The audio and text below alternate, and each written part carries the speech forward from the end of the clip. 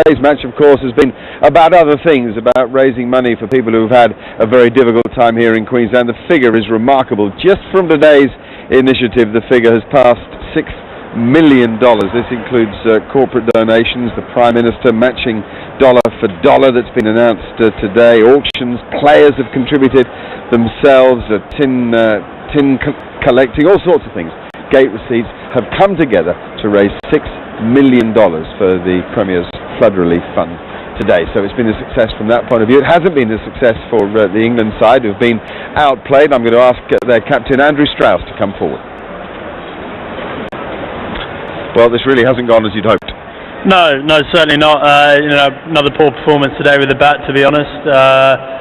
Too many soft dismissals again, and we thought 250 was very chaseable, but fair play to Australia. They bowled very well with that new ball, got early wickets, and then it was always hard work for us to keep the momentum up without losing further wickets ourselves.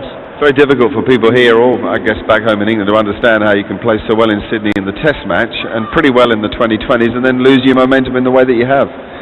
Yeah, absolutely. I mean, I think a few of us are scratching our heads. A lot of our batters have sort of drifted a little bit out of form in this series. I think in a lot of ways we've been the architects of our own downfall as batsmen. So a lot of soft dismissals there. Australia have played very well and very consistently, whereas we've been very up and down. So it's disappointing. Australia thoroughly deserved to have won this series. We've still got 2 games to go, obviously, and we need to finish this series with a bit of a bang leading into the World Cup. I know you hate me asking this, but it must be mental tiredness, surely. Well, look, it's been a long tour, there's no doubt about it, but there's no point in thinking it in those terms, because we're off to the World Cup. We've got a lot of cricket ahead of us, so sometimes that's an easy excuse to make. We just need to make better decisions, be a bit more clinical in what we're doing, and hopefully we can turn the results around in these last 2 games. Okay. Make sure that you go well in Sydney and Perth. Thank you. Cheers. Thanks for your time. That's the England captain, Andrew Strauss. Now, tonight's man of the match. These are the second best bowling figures ever by an England cricketer in a one-day international. 6 for 45 for Chris Woakes, who is the player of the match, ladies and gentlemen. Well done. Great. You've got to hold it that way around. Well done. You must be enjoying the experience of getting into one-day international cricket. Yeah, obviously I was pleased with the performance today. It just seemed to be one of those days where everything followed the fielders. It would have been sweeter if we would have been on the winning side today. Are you feeling very much a part of this England side now? Yeah, I think so. Everyone's been very welcoming in the dressing room. Obviously, when I arrived, the boys had just come back off the Ashes victory, so everyone was quite high. So, no, it's been great to come into the side, and I've really enjoyed it. And I suppose with a few injuries around, you won't have given up hope on the World Cup. Look, I can't look far ahead. I haven't been selected in the side, so I'll go away with the England Lions and hopefully perform there, and we'll see how it goes from there. All right, well done. Congratulations, mate. Terrific performance. Chris Woakes, our player of the match. And our winner, Michael Clarke, the Australian captain, ladies and gentlemen. Mark, thank you. Well done. Yeah, thanks, mate. Boys are very excited. It's great to come back, I guess, after the Ashes series. I think it showed a lot of courage from all the boys, and to win this one-day series is very, very special to us. You talk about courage. You've also come back from a number of not very promising positions in these matches. Yeah, we have. I think we did really well to scratch out 249 tonight.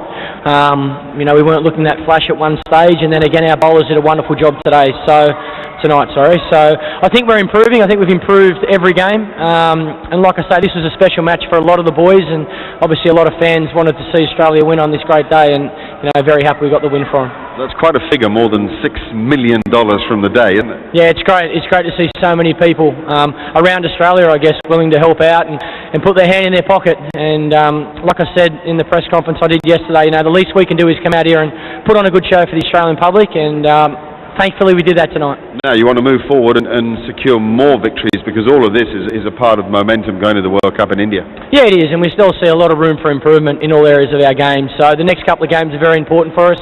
The feeling in the camp at the moment is fantastic. It's great to have that winning feeling back, and I think it is important that we keep this momentum going into the World Cup. All right, congratulations. We'll see you in Sydney. Thanks, Mark. The news here then is that the Australians have won. That means they've taken the series. They're 4-1 ahead, only 2 games left, the first of them at the Sydney Cricket Ground on Wednesday. We're looking forward to that occasion. It's always terrific night cricket at Sydney Cricket Ground, one of the great spectacles in sport. We're with you at 2 p.m. Eastern Time, and then on Sunday we go to WACA, all the way across to Perth for the final match in this series. And if you're interested in tickets, there are some numbers and also the website. Do check your local guides for the start time of that game. It is incidentally